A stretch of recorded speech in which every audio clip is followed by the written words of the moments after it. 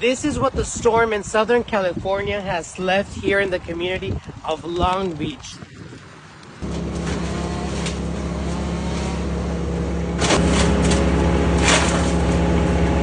Two cars are damaged, but thankfully nobody was in these cars when this tree fell. However, look at the cables.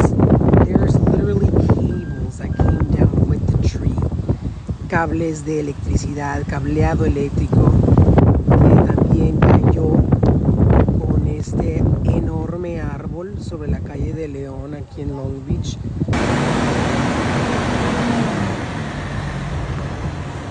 This is another tree on Lees Avenue. Thankfully, nobody was hurt.